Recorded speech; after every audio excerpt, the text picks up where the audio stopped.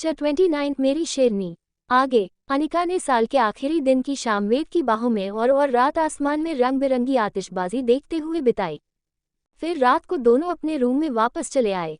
कुछ देर बाद बेड पर लेटी अनिका नींद के आगोश में खो गई, पर वहीं उसके करीब लेटे वेद की आंखों में नींद का नामोनिशान नहीं था। वो ऊपर सीलिंग को देखते हुए अपने मन में चल रही बातों में उलझा सा लग रहा था। फिर वेद ने अपने चेहरे को अनिका की तरफ किया, जो कि उसकी तरफ करवट लिए सो रही थी। उसके शांत चेहरे को देख वेद के मन में बेचैनी नहीं बल्कि उसकी खामोशी में कुछ तो था जो उसे परेशान कर रहा था।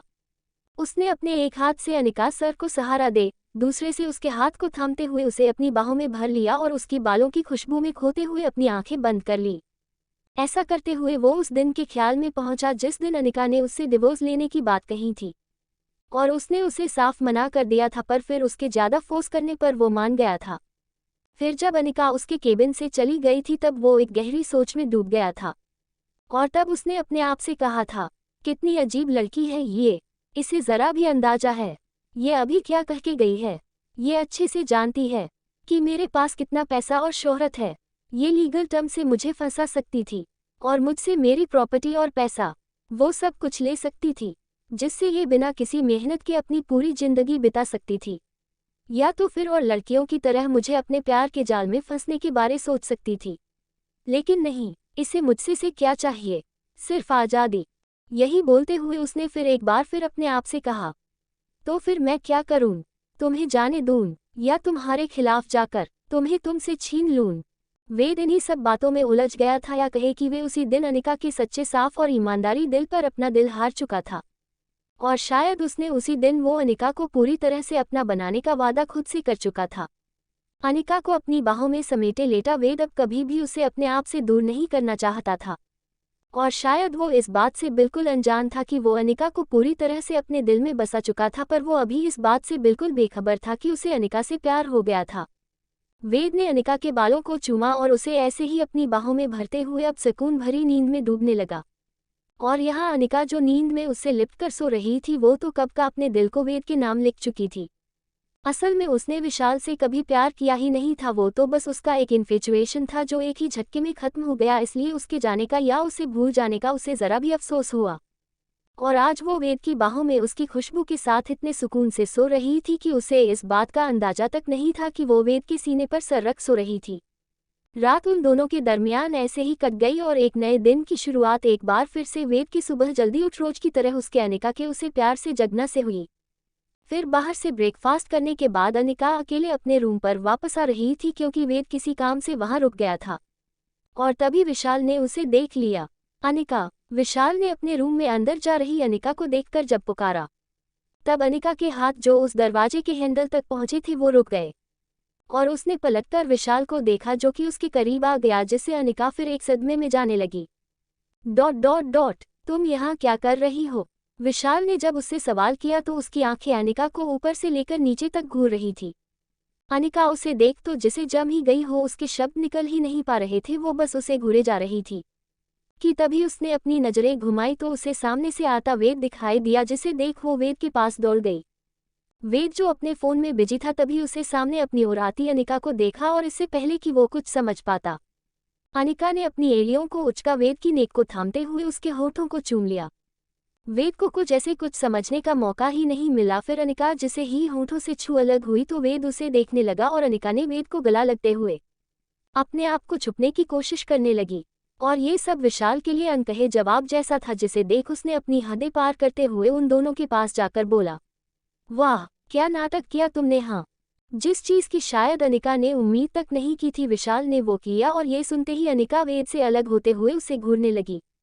और विशाल ने अपनी बात को आगे बढ़ाते हुए कहा, उस दिन तो बड़ा दूध से धुली होना का ढूंढ कर थी, जैसे मुझसे कितना प्यार करती थी, और आज देखो कैसे चिपक रही हो।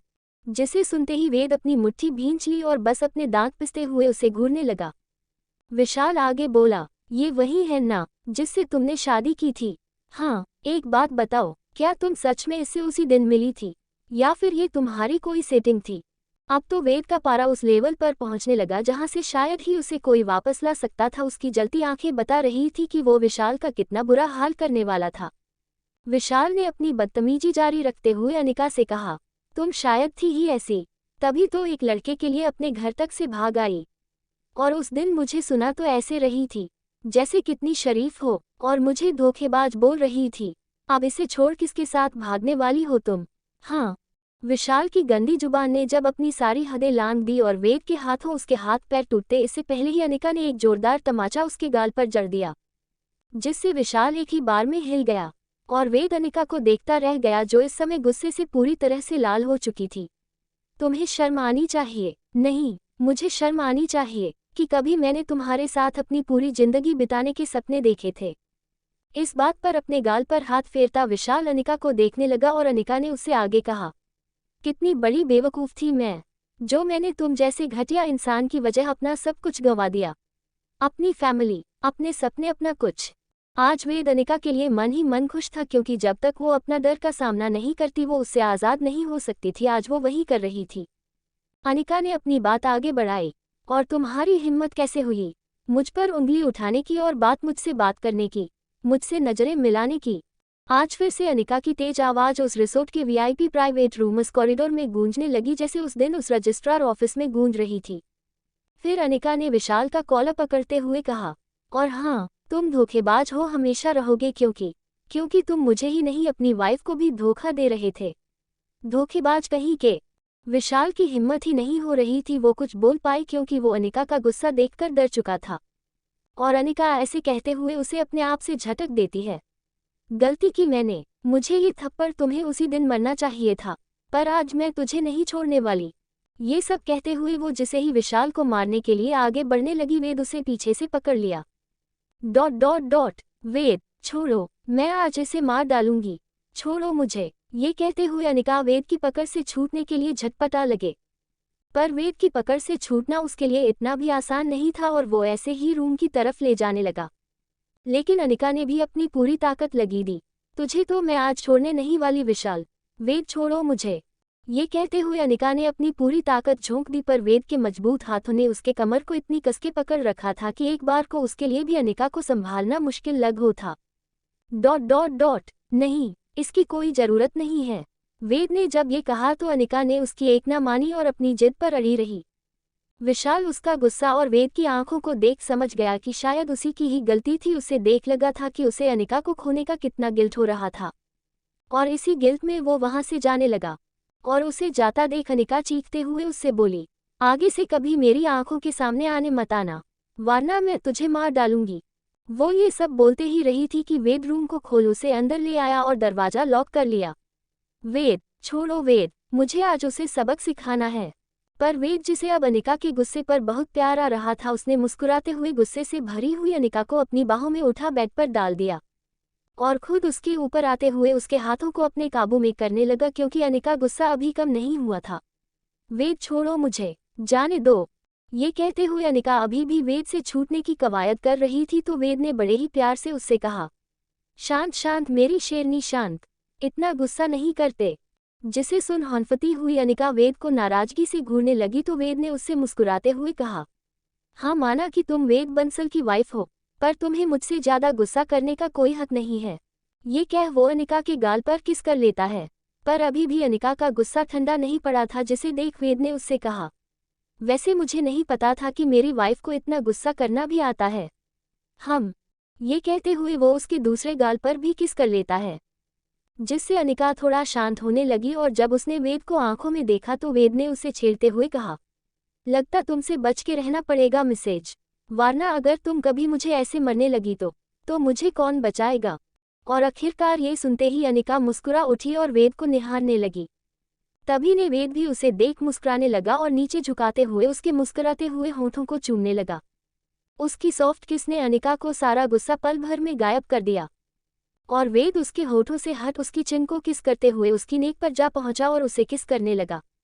अनिका एक बार फिर से वेद के हाथों गिरफ्तार हो चुकी थी और सब कुछ भूलना लगी और अपनी आंखें बंद कर वेद की खुशबू में खोने लगी।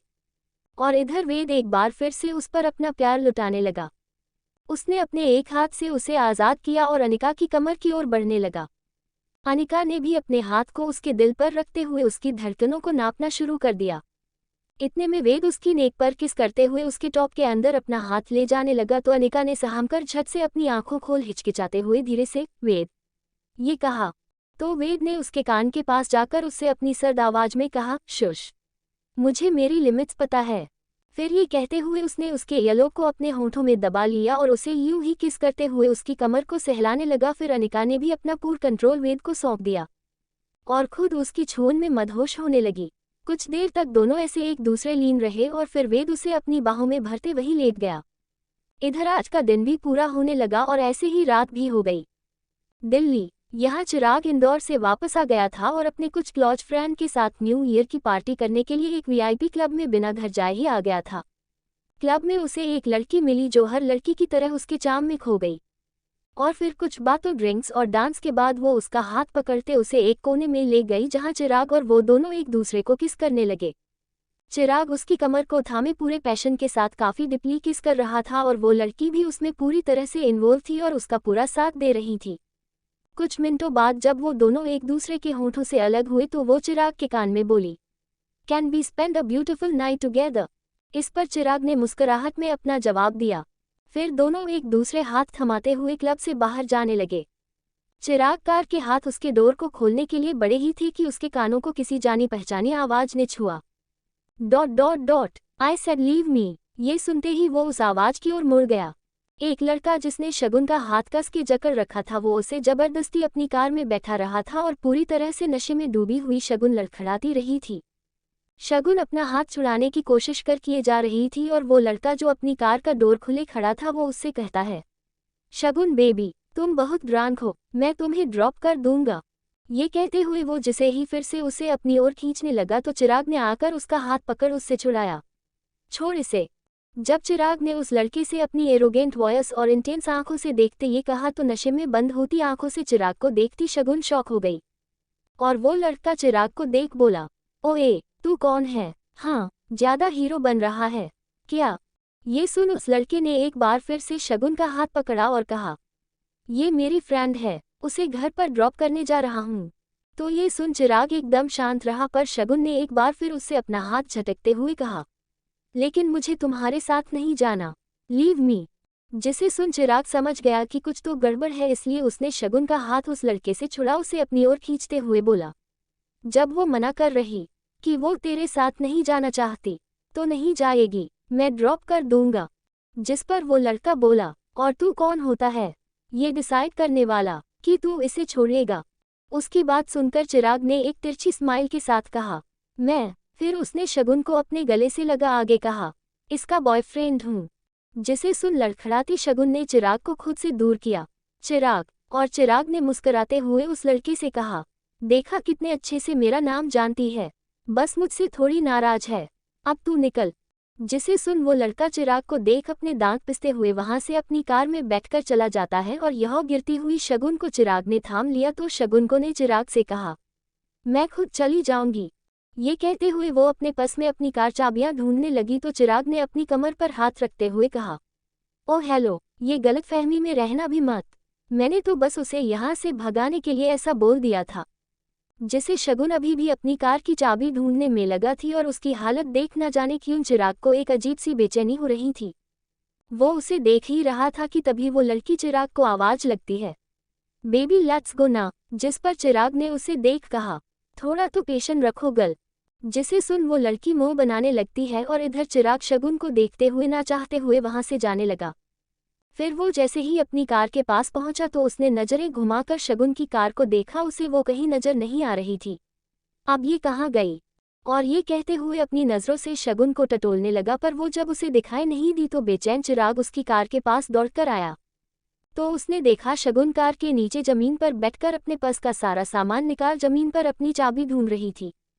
जिसे देख चिराग का दिल पिघल सा गया और वो नीचे बैठकर उसका हाथ पकड़ते हुए बोला, रहने दो, मैं छोड़ देता हूँ।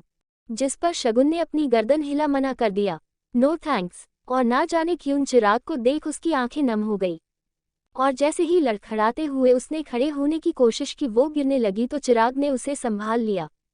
फिर शगुन की भी उसे मना करने की हिम्मत खत्म हो गई तो चिराग जो पहले से ही उसे लेकर बेचैन था उसने तुरंत शगुन को अपनी बाहों में उठा लिया और उसे अपनी कार की तरफ ले जाने लगा। वो लड़की शगुन को चिराग की बाहों में देख वहां से अपने पैर पटकते हुए चली गई। पर चिराग इससे कोई फर्क नहीं पड़ा, उसे तो अभी बस शगुन की चिंता हो रही थी। उसने शगुन को अपनी कार बिठाया और सीट बेल्ट लगा दी और उसका पर्स और अपार्टमेंट की चाबी ले आया जो उसने जमीन पर गिरा दी थी। फिर कार ड्राइव करते हुए उसे उसके अपार्टमेंट में ले जाने लगा। वो पहले से ही शालिनी की वजह से उसके अपार्टमेंट के बारे में जानता था, इसलिए उसे वहां ले आया। अपार्टमेंट में आते हुए उसने एक बार फिर से शगुन को अपनी बाहों में उठा रखा था और वही लिविंग रूम के सोफे पर लेटा दिया।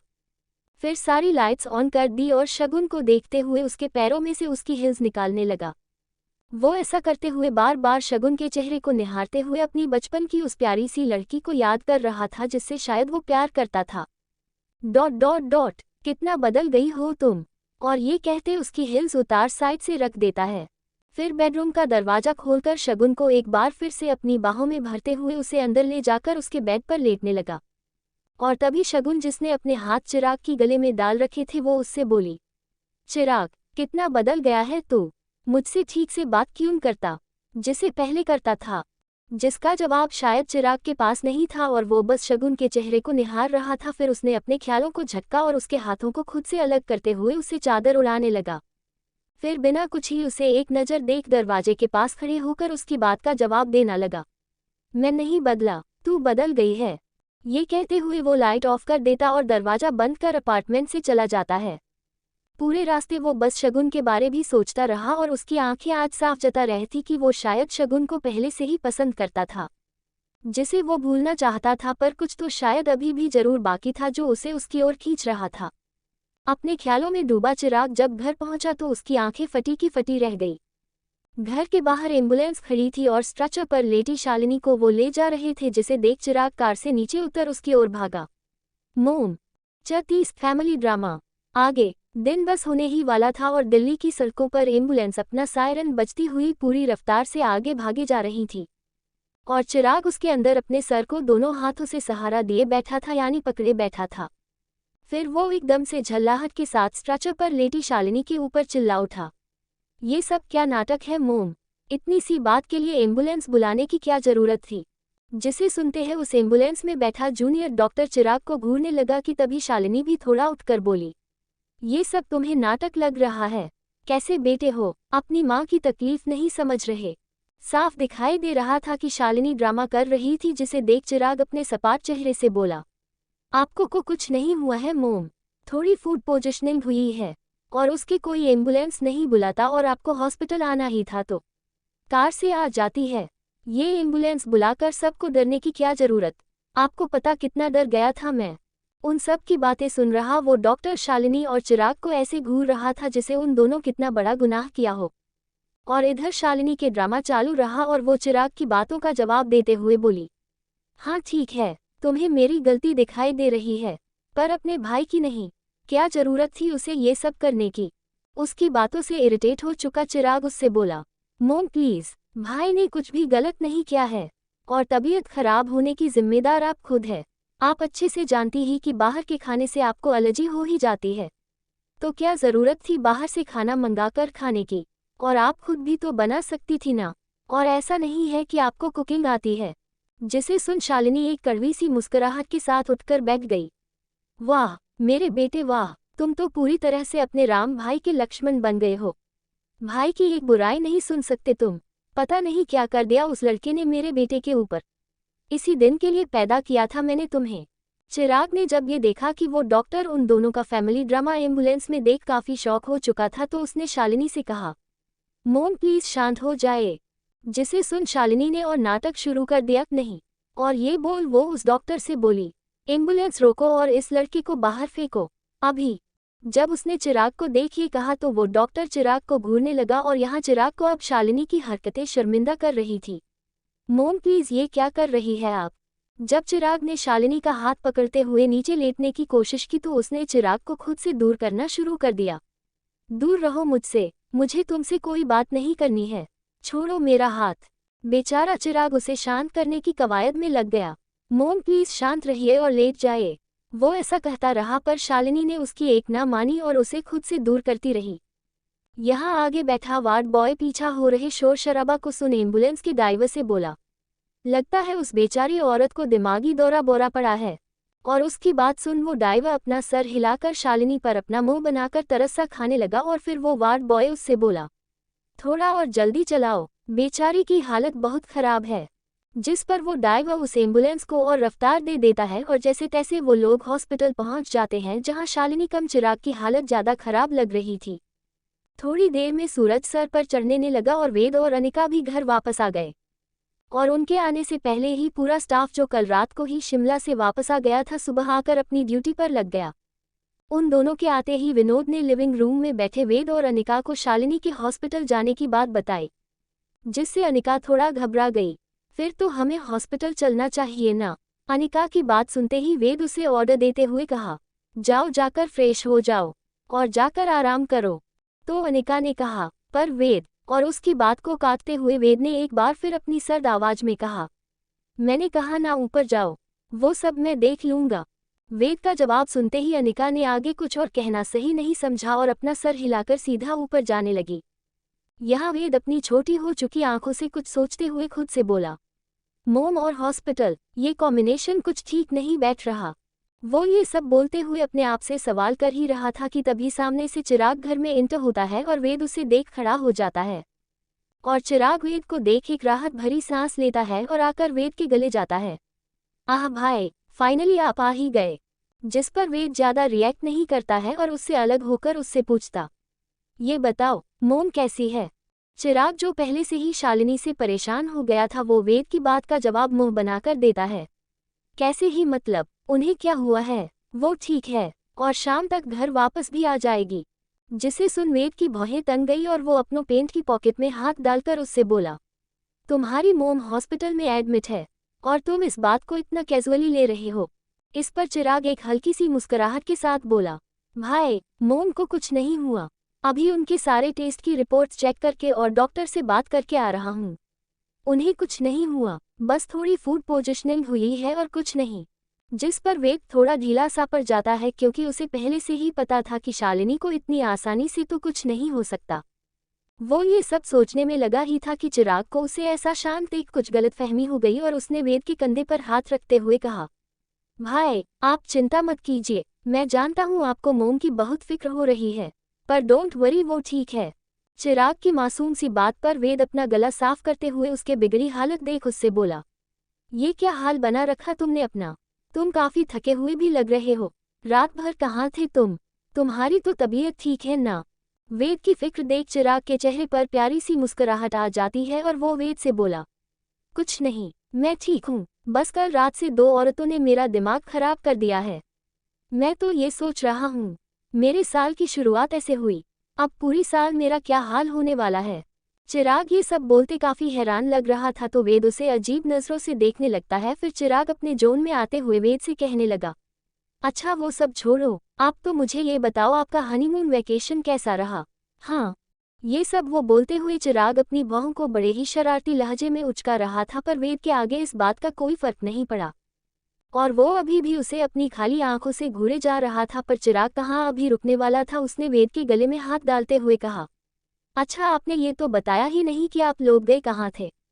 हाँ, वेद ने उसे अपनी ठंडी आवाज जवाब, गोवा गए, अब हटो यहाँ से। उसके ऐसे कहने पर चिराग उसे और चिढ़ाते हुए अपना दूसरा हाथ भी उसके गले में डालते हुए बोला, ऐसी कैसे भाई, इतनी रोमांटिक जगह गए थे, कुछ तो बताओ ताकि मुझे भी फ्यूचर में काम आए। फिर वेद के गाल की चुटकी लेते हुए बोला, या हो सके तो मैं आपको टिप दे दूं।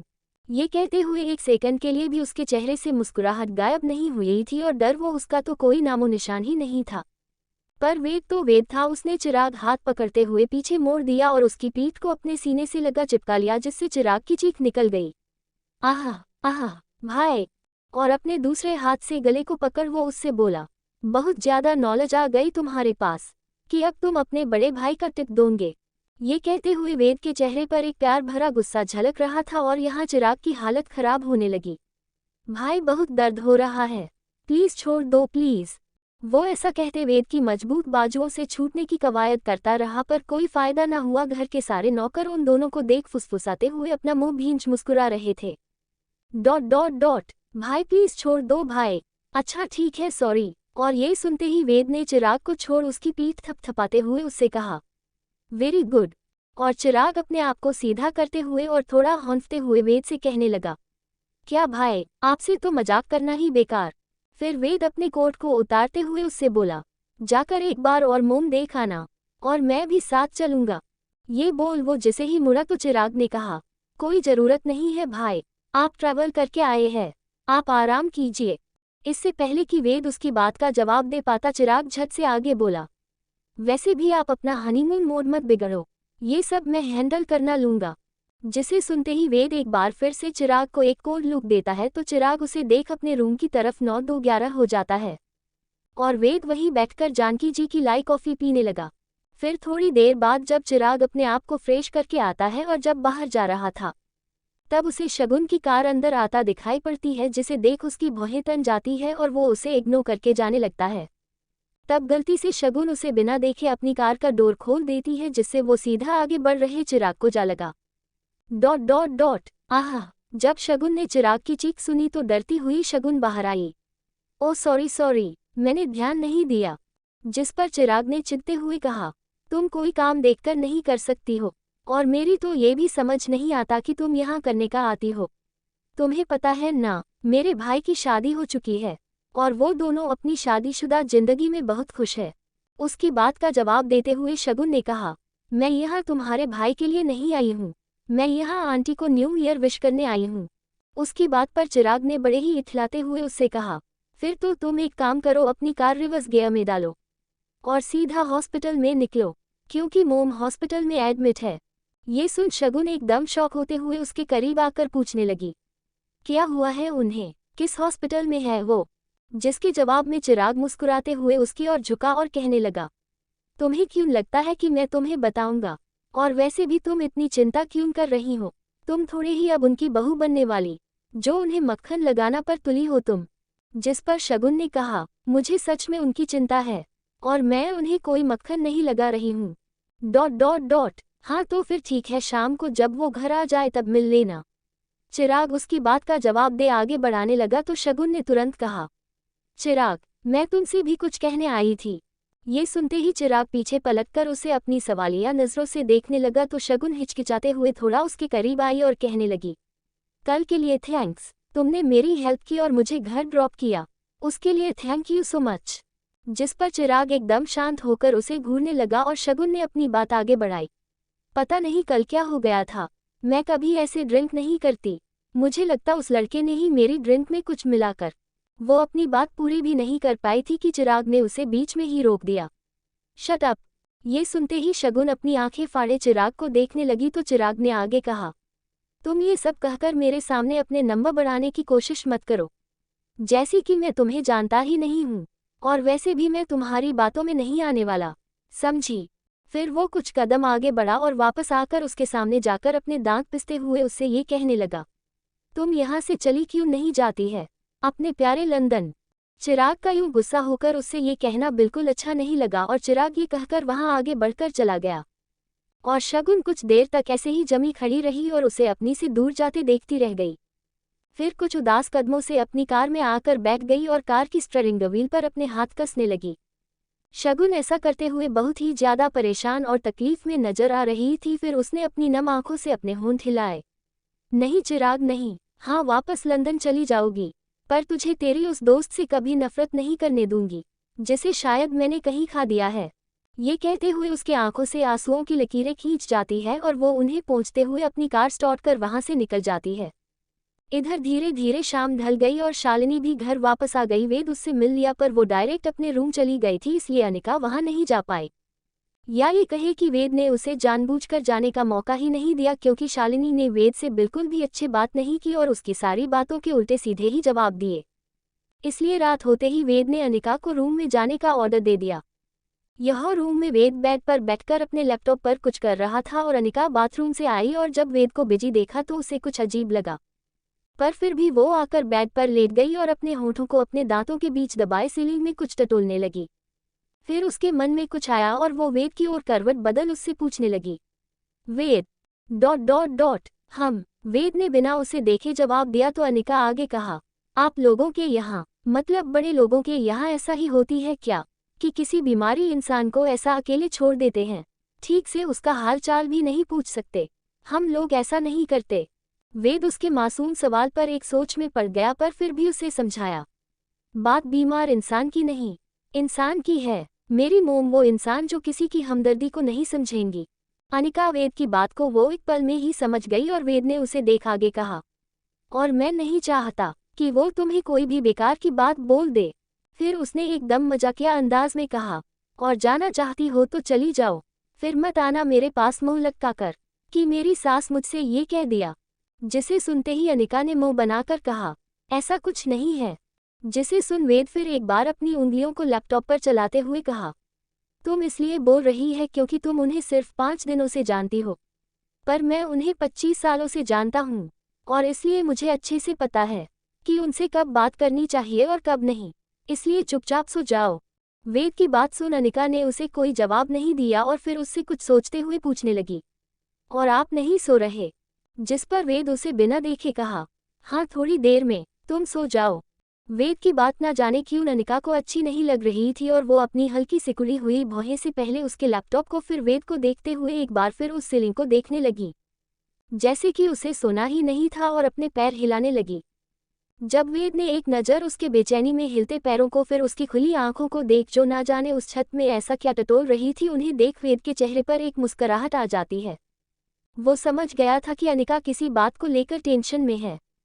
फिर उसने उसका ध्यान हटाने के लिए रूम की लाइट्स रिमोट से ऑफ कर दी और फिर वह बस डिम लाइट्स की रोशनी रह गई, जिसे देख अनिका और भी ज़्यादा डिस्टर्ब भी दिखाई देने लगी। फिर उसने करवट बदल अपने आप से पूछा, डॉट डॉट डॉट डॉट ये आज मुझे क्या हुआ है?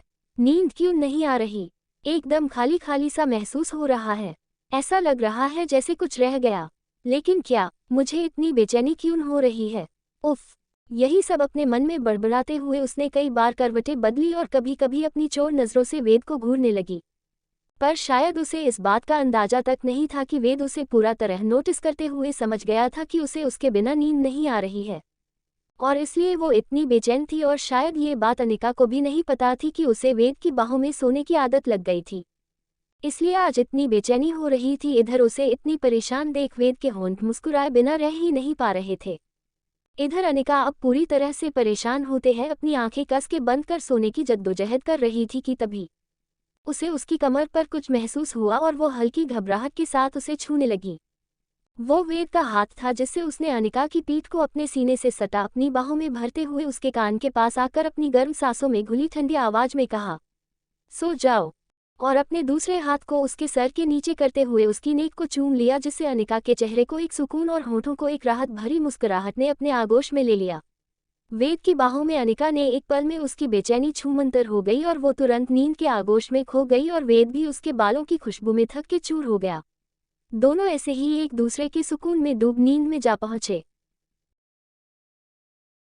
31 अनिका का सपना। आगे सुबह की धूप की रोशनी उस बालकनी के कांच के दरवाजे के पार आकर उस बिस्तर पर लेटी अनिका के चेहरे को चूम रही थी और अनिका काफी गहरी नींद में थी। फिर तभी वेद चुपके से आकर उसे अपनी बाहों में भरते हुए उसके पास लेट गया। इस समय अनिका की पीठ वेद की तरफ और अनिका के बाल वेद के चेहरे पर आ रहे थे, जिसे वेद ने बड़े प्यार से अपने हाथ से हटाया और उसके कान के नीचे नेक पर किस कर लिया, जिससे अपनी बंद आंखों में अनिका मुस्कुरा उठी और करवट बदल सीधे लेटकर अपनी पलकें उठाते हुए वेद को निहारने लगी, और वेद ने उसके मुस्कुराते हुए गुलाबी होठों पर प्यार से चूम लिया, जिससे अनिका और ज्यादा खिल उठी और वो अपने हाथ से वेद के गाल को सहलाने लगी। फिर वेद ऐसे ही नीचे झुका और उसकी गर्दन को चूमने लगा वो, और उसकी छून से अनिका अपनी आंखें मूंद कहीं खोने लगी, और वेद उसकी नेक पर किस करते हुए उसके कान के पास पहुंचा और उसके ईयरलोब को किस कर फिर उसे हल्के से काट लेता है, जिससे अनिका चीख पड़ी, आह वेद ये क्या किया तुमने, और बोलते हुए अपना कान मलते हुए उठ बैठी। फिर जैसे ही उसने अपने आसपास देखा तो अपनी आंखें फाड़ने लगी और अपना बड़ा सा मुंह को खोल इधर उधर देखने लगी। वेद तो क्या उसकी परछाई तक वहां दूर दूर तक नहीं थी, जिससे उसने समझने में देर नहीं लगाई कि ये उसका एक सपना था। बाथरूम से आते गिरते पानी की आवाज से उसे पता चला कि वेद तो बाथरूम में शावर ले था। ये देख अनिका अपना माथा पीटने लगी। ये कैसा सपना था? अरे आज तक मैंने कभी भी अपने फेवरेट एक्टर का हाथ तक पकड़े हुए नहीं देखा सपने में, पर ये क्या था? फिर उस बाथरूम के दरवाजे को घूरते हुए खुद से बोली, क्या यार, ये तो अब मेरे सपने में भी मुझ पर हक जताने लगा है। फिर नजरें घुमाकर उसी दीवार पर लगी घड़ी को देखा तो उसमें सुबह के 7:30 हो थे, जिसे देख अनिका अपनी आंखें टिमटिमाते हुए अपने आप कहने लगी, पर दिन के सपने सच हो जाते हैं ना। उस घड़ी को घूरते हुए उसका गला सूखने लगा। इसका मतलब, ये कहते हुए वो अपना कान एक बार फिर से सहलाने लगी और फिर 1 सेकंड में ही अपने आप को झटकते हुए बोली, नहीं, ऐसा कुछ नहीं होने वाला, ये सब फालतू बातें हैं। फिर एक गहरी सांस लेते हुए इधर उधर देखने लगी। फिर उठकर उस बालकनी की तरफ जाने लगी और दरवाजे को खोल बाहर आकर ताजी हवा लेने लगी। फिर अगले ही पल वो कांपने लगी। उफ, कितनी ठंड है, ऐसे तो मैं जम ही जाऊंगी। और फिर अपने हाथों को आपस में मलते हुए वापस रूम की तरफ दौड़ गई। अंदर आते हुए एक बार फिर से बाथरूम के दरवाजे को घूरते बोली, शायद अभी गया, इसलिए इतना टाइम लगा रहा है, पर मैं क्या करूं, मैं तो बोर हो रही हूं। ये सब कहते हुए किसी छोटे रूठे बच्चे की तरह मुंह बनाकर रही थी। फिर वो कुछ सोच बाहर की तरफ चली जाती और रूम के सामने लगी ग्रिल को पकड़ते हुए नीचे हॉल को देखने लगी। नीचे सारे नौकर अपने अपने काम में जुटे हुए थे। उन्हें देख अनिका एक फीकी सी मुस्कुराहट के साथ कहने लगी, यहाँ मेरे करने के लिए तो कुछ है ही नहीं।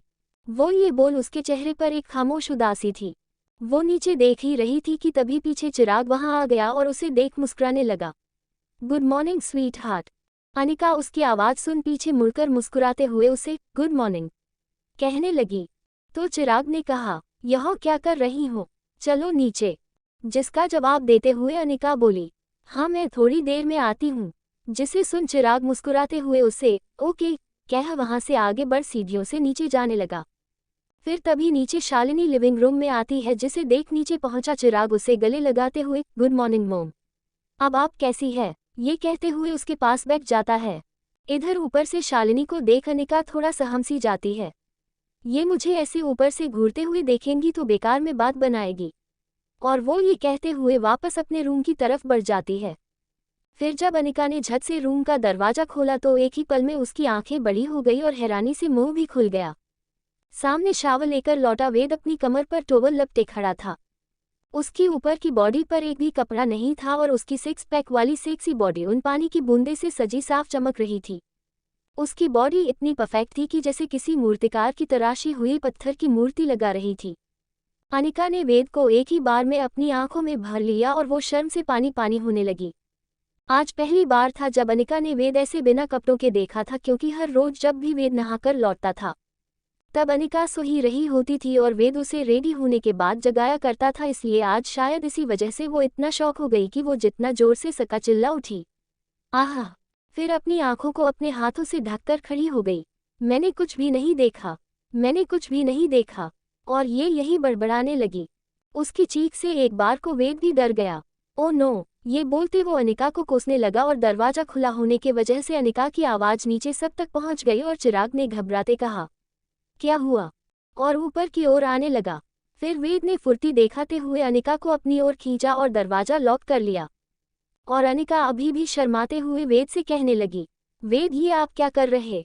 और इससे पहले कि वो एक और बार और चिल्लाती, वेद ने तुरंत उसका मुंह अपने हाथ से ढक उसे अपने करीब कर लिया। डॉट डॉट डॉट शुश एकदम चुप। उसने ये जब अनिका से गुस्सा करते हुए ये बोला तो अपने हाथों को हवा में रखे हुई अनिका अपनी आंखें टिमटिमाते हुए उसे देखने लगी। तभी दरवाजे के बाहर खड़े चिराग ने नोक करते हुए पूछा, भाई क्या हुआ, सब ठीक है ना। उसके ऐसा पूछने पर वेद ने अनिका को घूरते हुए देखा और चिराग से कहा, हाँ सब ठीक है। वो उसकी उंगली दरवाजे में आ गई थी। तुम जाओ, मैं देख लूंगा। ये सुनते ही चिराग ने कहा, ओके, और वो चला गया। उसके कदमों की आहट मिलने के बाद वेद ने अनिका के मुंह से हाथ हटाया और उसे घूरते हुए बोला, तुम्हारा दिमाग खराब है, तुम चिल्लाई क्यों। ये कहते हुए वेद को देखा साफ पता चल रहा था कि उसे उस पर कितना गुस्सा आ रहा था। पर ना जाने क्यों इस बात पर अनिका ने वेद को देखते हुए अपने हाथ से अपना मुंह ढक लिया और उसे देखते हुए जल्दी जल्दी अपनी पलकें झपकाने लगी। जिसे देख वेद, जो उसे अपनी बाहों में समेटे खड़ा था, वो अपनी बाहों के सिकुड़ते हुए पूछने लगा, क्या हुआ तुम्हें। ऐसे कहते हुए वो उसे ध्यान से देखने लगा तो उसे पता चला कि अनिका हंस रही थी। उसे अपनी अजीब नजरों से घूरते हुए वेद ने उससे पूछा, अब तुम हंस क्यों रही हो। जिस पर अनिका ने अपने मुंह से अपना हाथ हत्ते बताया, वो क्या है ना, मैंने आज तक कभी ऐसे किसी को देख नहीं है। वो ऐसे कहते हुए वो वेद की चेस्ट की ओर आंखों से इशारा कर फिर अपना मुंह फेरते हुए हंसने लगी। तो वेद ने एक नज़र खुद को देख उससे कहा, हाँ तो क्या हुआ, तुम्हें अंदाजा भी, तुम ऐसे मुझे देख चिल्लाना अभी सबको बेकार बातें बनाने का मौका दे देता। कोई अपने पति को देखकर ऐसे चिल्लाता है भला। इस बात अनिका को और हंसी आने लगी और वो हंसते हुए थोड़ा पीछे झुक बोली, हाँ तभी तो मुझे हंसी आ रही है। वो क्या है ना, मैंने आपको ऐसा पहले काफी देखा नहीं था इसलिए मैं थोड़ा डर गई। वेद ये सुन और उसे हंसता हुआ देख अपना गुस्सा पल भर में भुला बैठा और खुद भी मुस्कुराने लगा। फिर उसने नोटिस किया कि अनिका ने अपने हाथ हवा में अपनी सर तक उठा रखे थे, जिसे देख उसने समझने में देर नहीं कि वो इतना शर्मा रही थी कि वो उसके खुले बदन को छूने से भी डर रही थी। वेद ये सब नोटिस कर मुस्कुरा ही रहा था कि तभी अनिका ने कहा, आप प्लीज मुझे छोड़ेंगे, मुझे थोड़ा अजीब लगा रहा है। वो कहते हुए अभी भी अपने होठों को भींचे हंसे जा रही थी। इससे बस वेद को एक नया बहाना मिल गया था उस सताने का। और वेद ने उसे और चिढ़ाते हुए कहा, नहीं इतनी आसानी तो नहीं। फिर उसकी कमर पर अपनी पकड़ और कसते हुए उसे अपने और करीब कर कहने लगा, गलती की तो सजा तो मिलेगी ना। जिस पर हैरान अनिका की आंखों में देखते हुए बोली, कैसी सजा। वो ये बोल ही पाई थी कि तभी वेद ने उसे एक झटके में अपनी बाहों में ऊपर उठा लिया, जिससे घबरा गई क्योंकि उसे अपना सपना याद आने लगा। और अनिका उससे बोली, नहीं नहीं नहीं वेद ये मत कीजिए, आप पहले ही मेरी नींद उड़ा चुके हैं। जिसे सुन वेद शॉक हो जाता है। क्या? तो अनिका ने झट से अपनी बात पर गौर करते हुए धीमे से कहा, कुछ नहीं। ये सुनते ही वेद उसे बैग की तरफ लेकर बढ़ने लगा और कहने लगा, तुम अपने पति को छूने से डर रही हो ना, तो आज तुम्हारा डर पूरी तरह से मिटा देते हैं, ताकि तुम आगे से मुझे ऐसे देखकर चिल्लाओ ना। ये बोलते हुए उसने अनिका को बेड पर लेटा दिया और खुद भी उसके ऊपर लेट गया। पर अनिका की मजाल थी जो उसने वेद को अभी तक छुआ भी हो। पर वेद भी कहाँ कम पड़ने वाला था, आज उसने भी ठान लिया था अपनी बीवी की शर्म को मिटाकर रहेगा। मैं भी देखूं तुम कब तक अपने पति को कैसे टच नहीं करती हो। और यहाँ अनिका अभी भी अपनी मुट्ठी भींचे मुस्कुराते हुए बोली, मान जाए वेद, मुझसे ये नहीं होने वाला। ये बोलते हुए वो अभी भी मुस्कुरा रही थी। इधर वेद अपने दोनों हाथों को बेड पर रख अनिका को घेर लिया, उसके चेहरे की तरफ झुकते हुए बोला, तो देखते हैं पहले कौन हार मानता है। ये कहते हुए वेद और नीचे झुकने लगा। इधर अनिका का गला सूखने लगा और उसने अपनी आंखें कसके बंद कर ली और कहने लगी, रहने दीजिए वेद प्लीज। वो बस उतना ही बोल पाई कि तभी वेद ने उसके नेक पर किस कर लिया। वो ऐसा करते हुए खुद अनिका को सताना चाहता था। यहाँ अनिका जो पहले से ही अपनी बेवकूफ़ी पर हंसे जा रही वेद के यूं छूने से उसे गुदगुदी होने लगी और वो भी ज्यादा हंसने लगी। उसकी नेक को चूम रहा वेद भी उसकी हंसी देख उसे देख बोला, आज बड़ी हंसी आ रही तुम्हें। जिस पर अनिका ने जवाब में कहा, क्योंकि आज मुझे आपके छूने से गुदगुदी हो रही है वेद, प्लीज वेद मान जाए ना, परेशान मत कीजिए।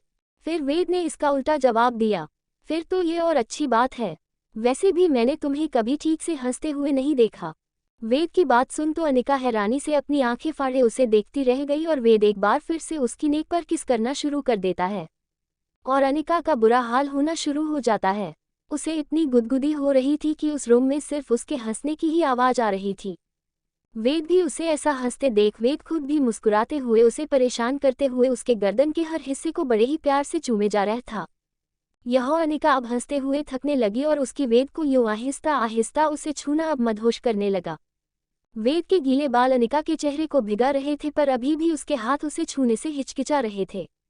उसके हाथ बार बार वेद की बैक छूने के लिए जाते पर जिद्दी अनिका अपने आप को कंट्रोल करते हुए उन्हें पीछे खींच लेती है। पर जिद्दी तो वेद भी था, इसलिए आज वो अनिका को बड़े ही आराम से उसके गर्दन के हर हिस्सा को फिल करते हुए पूरी शिद्दत से अपने होंठों से छू रहा था। और साथ ही वो अनिका के बदन की खुशबू में भी अपने आप को खोने लगा। वो भूल ही गया कि उसे अनिका को परेशान करना था। वेद सेडिक्टिव टच से अनिका अब सहने लगी और अपनी बंद आंखों में वेद हर एक छुअन को महसूस करने लगी। इतने में वेद में उसकी नेक को चूमते हुए उसके कान के पास पहुंचा और उसके येलो पर किस करते हुए उसे चुपके से अपने होठों में दबा लिया, जिससे अनिका की शर्म और हिचकिचाहट ने वहीं दम तोड़ दिया और उसने आखिरकार वेद के खुले बदन पर अपने हाथ कस लिए। पर जैसा उसने अपने सपने में वेद को अपने कान पर काटते हुए देखा था ऐसा कुछ नहीं हुआ और उसके उलट वेद उसके येलो को काफी डिपली किस कर रहा था, जिससे बेचैन अनिका के हाथ कभी वेद की बैक पर तो कभी उसकी मजबूत बाजुओं को छू उसे महसूस कर रहे थे। वेद को भी उसका यूं उसे छूना काफी सुकून सा दे रहा था। वो उसकी चिन से लेकर उसके गाल को चूमते हुए उसके होठों करीब आकर ठहर गया और अनिका की तेज चलती सांसों को अपने चेहरे पर महसूस कर उसके होठों को अपने होठों से छूते हुए उसे किस करने लगा। वो किस जितनी सॉफ्ट थी, उन दोनों की बेचैनी उससे कहीं ज्यादा थी। दोनों की दिल की धड़कन एक दूसरे को साफ सुनाई दे रही थी। फिर वेद ने अनिका की भारी होती सांसों को थोड़ी ढील दी और उसकी चिन से होते हुए एक बार फिर से उसकी नेक की ओर बढ़ गया। अनिका, जो अब पूरी तरह से अपना कंट्रोल वेद को सौंप चुकी थी, अपनी तेज सांसों से आहे लगी। उसके हाथ अभी भी वेद के खुले बदन पर डोल रहे थे, जिसकी इजाजत खुद वेद ने उसे दी थी, और अनिका की तेज आहें लेने से वेद और भी ज्यादा अट्रैक्ट होने लगा। अनिका के कपड़े अब वेद के गीले बदन को सूखा खुद भीग चुके थे और वेद के आगोश में उसे किसी बात का होश तक नहीं था। फिर वेद हल्के से उससे अलग होते हुए उसके होठों के करीब आ अनिका से अपनी सर्द आवाज में कहने लगा, थोड़ा धीरे सांसें लिया करो मेरी शेरनी। अगर मैं कभी बहक कर आगे बढ़ गया तो फिर मुझे दोष मत देना। ये कहते हुए वो अनिका के होठों पर किस करते हुए उसके ऊपर से उठ गया और फिर क्लोजेट रूम की तरफ जाते हुए कहने लगा, आई होप कि आगे से अपने पति को ऐसे देखकर तुम्हें चिल्लाने की जरूरत ना पड़े। ये सुनते अनिका अपनी आंखों से हल्की नाराजगी जताते हुए वेद को घूरते हुए बैग पर उठकर बैठ गई और वेद उस मुस्कुराते हुए देख क्लोजेट रूम में चला गया और फिर उसके जाने के बाद अपने आप से कहने लगी, आह, पहले तो खुद मेरे इतने करीब आकर मुझे गहरी सांसें लेने पर मजबूर कर देता है और अब कह रहा है कि मैं धीरे सांसें लूं। बेवकूफ कहीं का। अनिका अपने आप संभालते हुए ठीक से बैठी और फिर कुछ सोचते हुए अपने आप से बोली, क्या हो गया तुझे अनिका? तुझे तो ये सब कभी पसंद नहीं था, इसलिए आज तक तूने विशाल को ठीक से गले तक नहीं लगाया और ये तो तेरे इतना करीब आ गए है। तू क्यों इसके चाम में इतना खो जाती है और तू इसे क्यों कुछ नहीं बोल पाती? फिर कुछ और सोचते हुए उसके हाथ खुद ब खुद अपनी गर्दन को सहलाने लगे और अनिका अपनी आंखों को बंद कर वेद के छूने के एहसास को एक बार फिर से अपनी ऊपर महसूस कर उसके होठ हल्की मुस्कुराहट देते हुए हिलने लगे। पर फिर उसे होश आया तो उसने अपने को झटक और शौक होते हुए खुद से बड़बड़ाने लगी, ये क्या कर रही है तू? ये मुझे क्या हो गया है? कहीं मुझे वेद से प्यार? ये बोलते ही उसकी सांसें गले में ही अटक गई और अपने आप को हिलाते हुए अपनी बात पूरे किए बिना ही आगे बोली, ऐसा कुछ नहीं, इतनी जल्दी थोड़े ना किसी से प्यार होता है। लेकिन फिर अपनी बातों में उलझ कुछ सोचते हुए कहने लगी, लेकिन मैंने सुना था कि प्यार तो 1 सेकंड में भी हो जाता है, तो क्या सच में मुझे वेद से? ये कहते हुए उसके चेहरे को एक अजीब सी कश्मकश घेरा हुआ था। फिर उसने अपने उदास चेहरे से खुद को समझते हुए कहा, पर मैं ऐसा नहीं कर सकती, और अगर ऐसा कुछ हो भी रहा है तो मुझे अपने आप कंट्रोल रखना होगा, वरना सबको लगेगा कि मैं वेद पर नहीं उसकी शोहरत पर मर मिटी हूँ। मैं उससे प्यार नहीं कर सकती, कभी नहीं कर सकती। ये कहते हुए उसके चेहरे पर एक अलग सी उदासी छाने लगी। फिर वो अपने हाथ में वेद की पहनाए उस रिंग को अपनी नम आंखों से मुस्कुराते हुए देख अपनी उंगली उस पर फिरते हुए उसे अपने होठों से चूम लेती है। फिर उस क्लोजेट रूम की ओर देखने लगती है। 32 गोलगप्पे। आगे बंसल मैंशन। अनिका थोड़ी देर बाद रेडी होकर नीचे आ गई, पर वेद रूम में रात का बचा हुआ काम पूरा करने के लिए वहीं रुक गया था। अनिका नीचे आते ही लिविंग रूम में बैठी शालिनी के पास आई और उसके सामने खड़ी होकर उससे हिचकिचाहट भरी मुस्कुराहट के साथ कहने लगी, गुड मॉर्निंग। जिस पर शालिनी ने बस अपने होठों को जरा सा हिलते हुए अनिका को देखा तो अनिका ने उसे मुस्कुराते हुए आगे पूछा, अब कैसी है आपकी तबीयत? जिस पर अपने फोन में बिजी चिराग, जो शालिनी के पास ही बैठा था, वो उसके बोलने से पहले ही बोल पड़ा, तुम इतना डर क्यों रही हो? और मोम बिल्कुल ठीक है, उन्हें कुछ नहीं हुआ। उसने ये सर बातें अनिका को देखे बिना ही बोल दी। फिर जब उसने एक नज़र शालिनी को देखा जो उसे घूरते हुए देख रही थी, तो वो अपना गला साफ करते हुए वहां से उठकर डाइनिंग टेबल की ओर जाने लगा। Excuse me. यहाँ अनिका की बात का जवाब देते हुए शालिनी ने कहा, हाँ मैं ठीक हूँ। वैसे वेद नहीं बताया, वो तो रात को मिलने आया था अपनी मोम से, पर लगता है तुम्हें रात में जल्दी सोने की आदत है। वो उसे ऐसा कहते हुए उससे न मिलने आने के लिए ताना मार रही थी, जिसे सुन अनिका ने अपना दिमाग लगाते हुए कहा, हाँ कुछ ऐसा ही समझ लीजिए। और उसका ऐसा कहते हुए मुस्कुराना शालिनी को अंदर तक काट गया, क्योंकि अगर अनिका उसे कोई बहाना बनाती तो वो उसे 4 बातें जो सुना सकती थी, पर अनिका ने तो उसकी बात में हामी भरते उसे बात को वहीं खत्म कर दिया और शालिनी से ये मौका छीन लिया। फिर अनिका ने उससे आगे कहा, आप कुछ खाएगी? मैं बना दूं? जिसे सुन शालिनी ने एक कड़वी सी मुस्कुराहट के साथ बस अपना सर हिलाया ही था और वो कुछ आगे बोलने के लिए अपने होंठ हिलाने ही वाली थी कि इससे पहले ही अनिका कहा, ओके कोई बात नहीं। अनिका ये बोल मुस्कुराते हुए तुरंत वहां से किचन की ओर बढ़ गई और शालिनी उसे ऐसे उसका जवाब सुने बिना ही जाता देख अपनी आंखें फाड़े घूरती रह गई। किचन में आकर वो अपने लिए काम ढूंढ जानकी की हेल्प करने लगी और शालिनी डाइनिंग टेबल की तरफ बढ़ी तो अपने फ़ोन में बिजी चिराग अपना जूस एक ही सांस में खत्म कर वहां से जाने लगा। ओके मोम, मैं बाहर जा रहा हूँ। और शालिनी के गाल पर किस करते हुए जैसे ही आगे बढ़ा तो शालिनी ने उससे पूछा, ब्रेकफास्ट? जिसे सुनते ही चिराग अपना हाथ हवा में हिलाते हुए तेजी से बाहर निकल गया। शालिनी डाइनिंग टेबल के पास आ खड़ी हुई कि तभी उसे किचन से अनिका के हंसने की आवाज़ सुनाई पड़ती है, जो वहां काम करते हुए मैड से बातें कर रही थी, जिसे सुन वो इरिटेट हो गई और उसके खुराफाती दिमाग ने एक साजिश रच ली और वो अपना फ़ोन साइलेंट पर डाल उस पर किसी से बात करने का नाटक करने लगी। ... और बताओ कैसा है वहाँ का वेदर? और ऐसे ही बात करने का नाटक करते हुए वो किचन के अंदर आ गई और उसे देख सारी मैड सहमते हुए अपने अपने काम में लग गई। यहाँ अनिका ने उसे देखकर ज़्यादा रिएक्ट नहीं किया और अपने काम में लगी रही। फिर शालिनी ने उसे अपनी तिरछी नज़रों से देखकर कहा, हाँ मेरे बेटे की शादी हो गई, अब क्या करे, किसी को बुला ही नहीं पाए। वेद का ऐसा ही, उसे हर काम जल्दी में चाहिए, किसी की फीलिंग की कोई कदर ही नहीं है उसे, अब क्या करे, बचपन से ही ऐसा है वो। फिर ये कहते हुए उसने नोटिस किया कि वेद के जिक्र पर अनिका के चॉपिंग करते हुए हाथ कुछ ढीले पड़ने लगे। इस पर वो अपने में मुस्कुराए और वहां से पानी का गिलास लेते हुए उसे होठों से लगा पानी पीने का नाटक करते हुए आगे बोली, कभी कभी मुझे उसकी बहुत फिक्र होती है, वो हमेशा से अकेला जो रहा है और उसे अपने कंफर्ट की आदत रही है। मुझे तो डर इस बात का है, अब उसकी शादीशुदा जिंदगी कैसी चलेगी। उसकी सारी बातों को अनिका बड़े ध्यान से सुन रही थी, जैसा कि शालिनी उसे सुनना चाहती थी। उसकी बातें वहां पास ही खड़ी जानकी भी सुन रही थी और समझ चुकी थी ये सब जानबूझकर कर रही थी और उसे ये सब बिल्कुल अच्छा नहीं लग रहा था। फिर सुस्त पड़ चुकी अनिका को एक नज़र देख शालिनी आगे कहने लगी, मतलब वेद का कुछ ऐसा है कि जैसे किसी छोटे बच्चे को कोई नया खिलौना मिलता है ना, तो वो उससे खूब खेलता है जब तक कि उसका मन ना भर जाए, फिर थोड़े दिनों बाद वो उस खिलौने को देखता भी नहीं है या कहीं रख भूल जाता है। वेद बिल्कुल वैसा ही है। वेद अपनी जिंदगी का अकेला मुसाफिर है, उसे अपनी जिंदगी में कोई नहीं चाहिए, कोई भी नहीं। अनिका उसकी इस बात पर एकदम जम सी गई और किसी सोच में डूबने लगी कि तभी उसे ऐसे खोता देख शालिनी ने उसे जोर आवाज, अनिका। और अनिका का ध्यान एकदम टूटा और शालिनी की तरफ देखते हुए उसने हड़बड़ाहट में चाकू अपनी उंगली पर चला दिया, जिससे उसकी चीख निकल गई। आहे, जिसे देख उसके पास खड़ी जानकी ने तुरंत उसका हाथ पकड़ने की कोशिश की। ये क्या कर लिया मेम अपने? अनिका दर्द से बिलखने लगी और उसे ऐसा रोता देख शालिनी को तो जैसे सुकून ही मिल गया हो, जो उसके चेहरे पर छाई उस तिरछी मुस्कुराहट से साफ झलक रहा था। दर्द इतना ज्यादा था कि अनिका ने किसी को भी अपना हाथ छूने नहीं दिया और उसकी आंखों से आंसू और हाथ से खून बहे जा रहा था। ... आह! अनिका की आवाज जब सीढ़ियों से उतरते हुए वेद को सुनाई दी तो वो तुरंत तेज कदमों से किचन में आ गया और अनिका का हाथ देख घबरा सा गया। ... क्या हुआ तुम्हें? वेद ने ऐसा कहते हुए जल्दी से अनिका का हाथ थाम लिया और उसे संभालते हुए तुरंत सिंक के पानी के नीचे गया।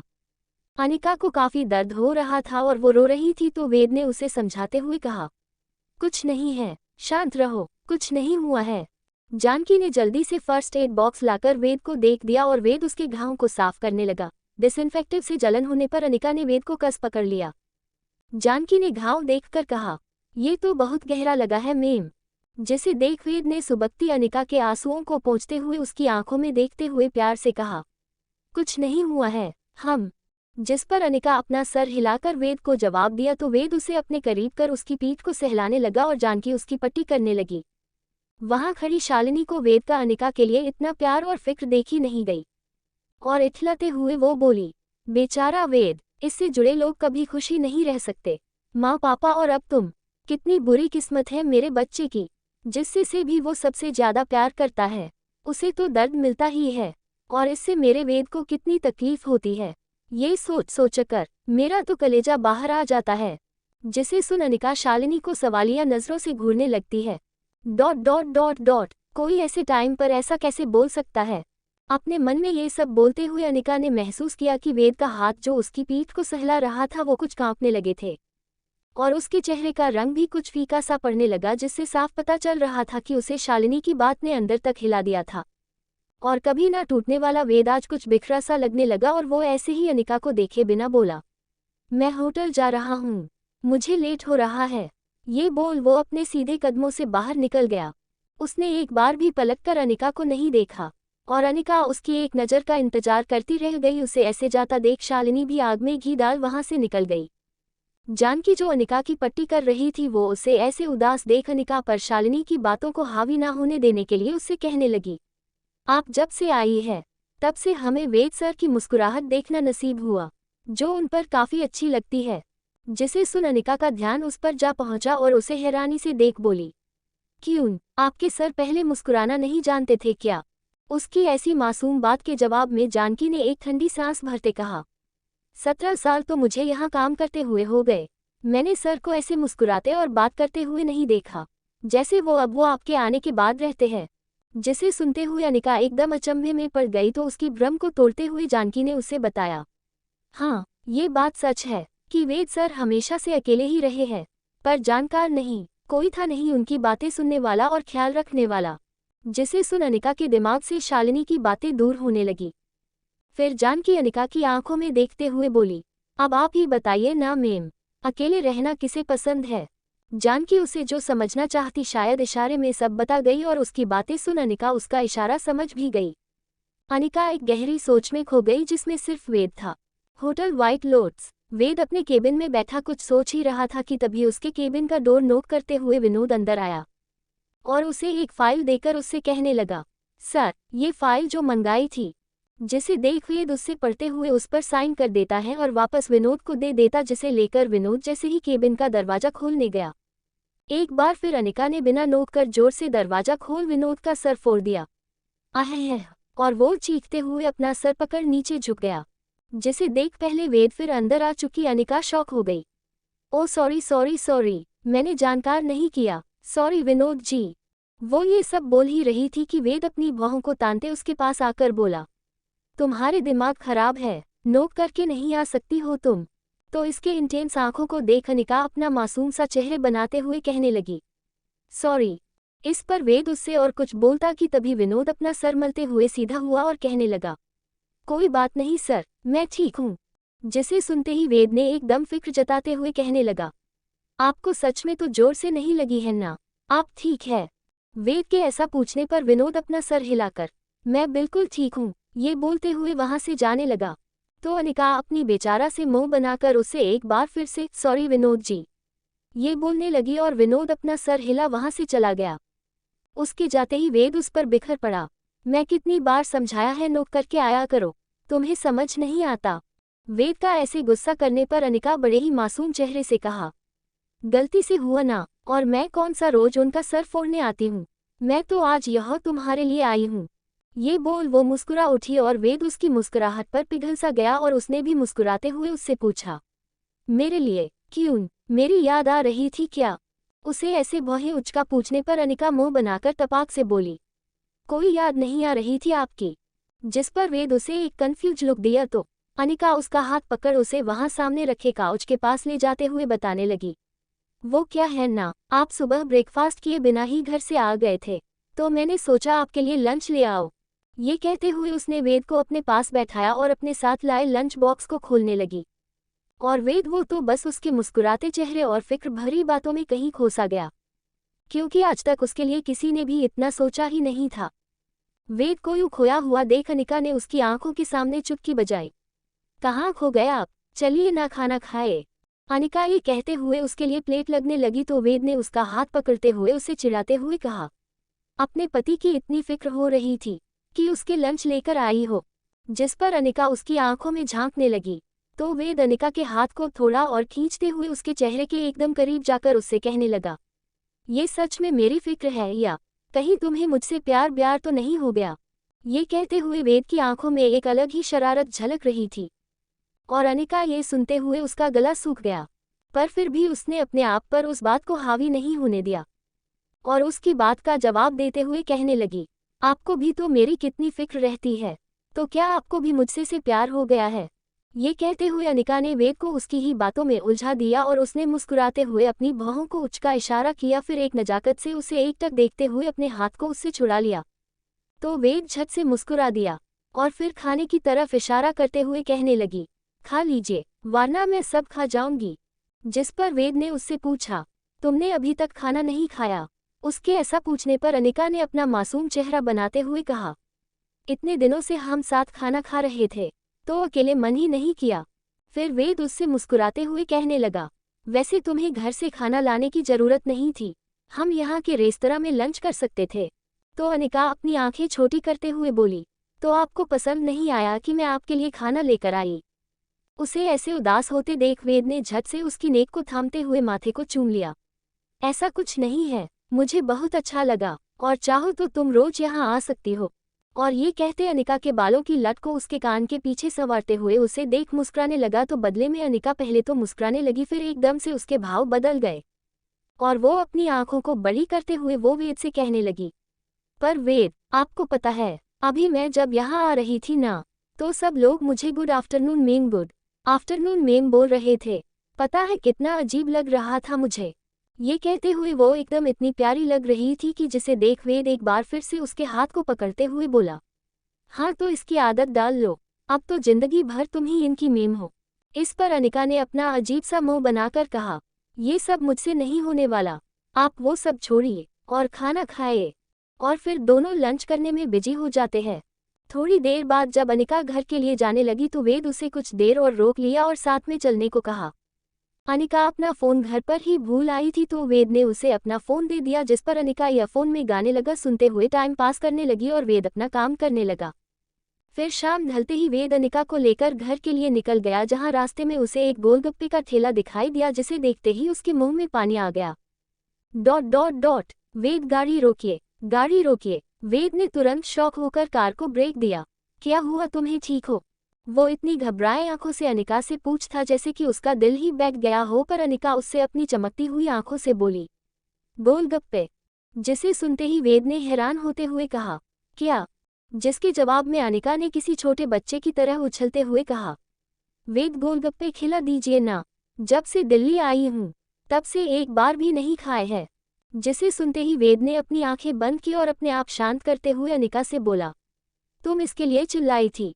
जिसके जवाब में अनिका ने अपनी नाक चढ़ा वेद की तरफ मुस्कुराते हुए इशारा किया तो वेद अपनी गर्दन हिला उससे बोला, तुम्हारे कुछ नहीं हो सकता। जिस पर अनिका ने वेद का हाथ पकड़ते हुए कहा, चलिए ना वेद प्लीज, चलिए ना। उसके ऐसे प्यार से रिक्वेस्ट करने पर वेद का दिल एक ही बार में पिघल गया और वो मुस्कुराते हुए बोला, ओके। और वो बस यही बोल पाया था कि अनिका वहां से एकदम हवा की तरह भाग गई। जिसे देख वेद हैरान रह गया, ये लड़की भी ना। और ये बोलते हुए वो भी कार से उतर उस ठेले के पास पहुंच गया। फिर थोड़ी ही देर में अनिका ने अपने मुंह को गोलगप्पे के खट्टे तीखे पानी से भर लिया। उसे इतना खुश देख वेद उसे देखते हुए वो भी खुश था।